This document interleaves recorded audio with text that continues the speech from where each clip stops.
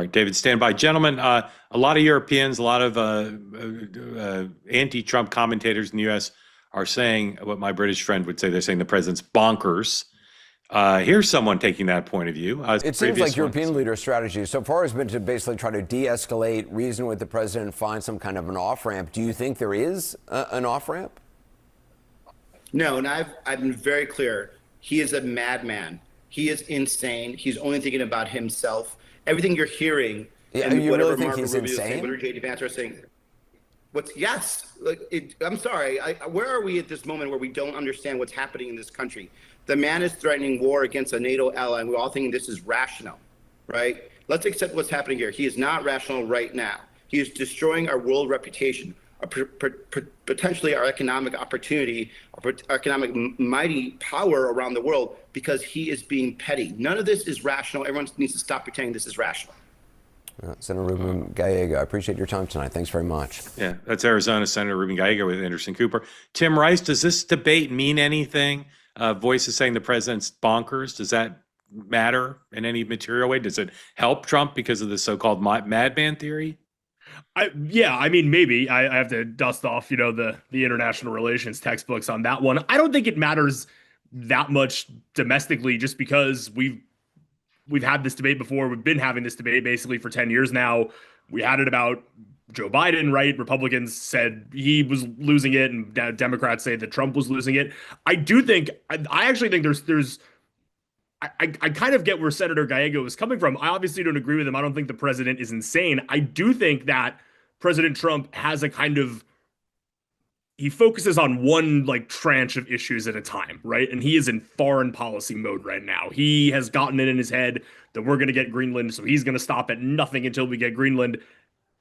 Unless and until, as David was saying, and as you were saying, Mark, the market continues to tank for a couple of weeks. And Scott Bessent goes into the Oval Office and says, hey, Mr. President, we really maybe got to pull back on this, because I know that you're thinking, just in terms of Greenland, you're thinking that it's the Don Rowe Doctrine and you're the president of peace, and, Maria Corina Machado gave you her Nobel Peace Prize. But let's maybe pull back, look at the bigger picture here. Remember, the domestic economy, that's kind of cratering. So again, I don't think this is the best way. If I were president, when I'm president, I would like to think that I will perfectly balance foreign and domestic issues at the same time. I'm sure that President Trump and the Trump administration would say that this sort of, singular vision is what makes him who he is, and, is what is what's good. But I do think that it's sort of a modified version of the taco thing, right? It's not that he always chickens out. It's just that he barrels down one thing, kind of oblivious or not caring about the follow-on effects,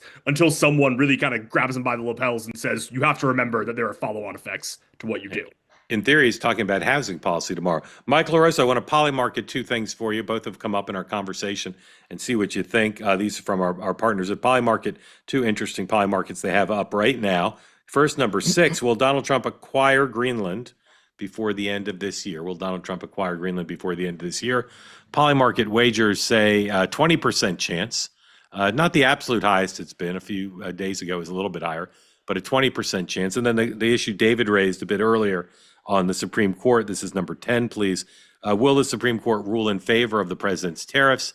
About a third say yes, the president's tariffs will be supported. And of course, there's nuance there, because they could, for instance, allow the Treasury to keep the money that's already been brought in, but strike the tariffs down. And of course, the administration says, although they simultaneously say it would be the biggest disaster in American history, and they're ready to institute many of the tariffs using different authorities. So I've never been quite sure how to square those two. All right, let's finish up with Greenland, because we're going to lose David in just a bit, and NATO and the economy, and then we're going to move on to Minnesota. And David, I'll start with you.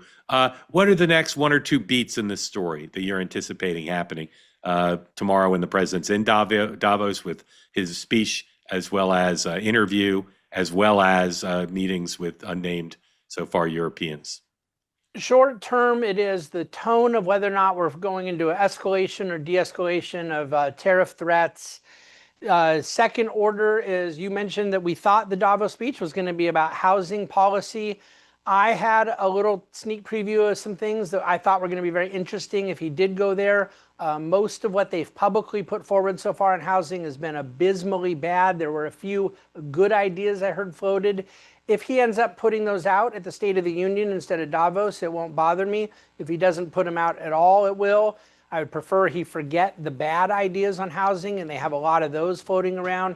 But I think that if he uses Davos only on Greenland, Europe, tariff, trade war, that's a negative for a couple of days. And it'll be interesting if he wants to bring it back to a domestic affordability conversation. Michael, what are you anticipating coming up?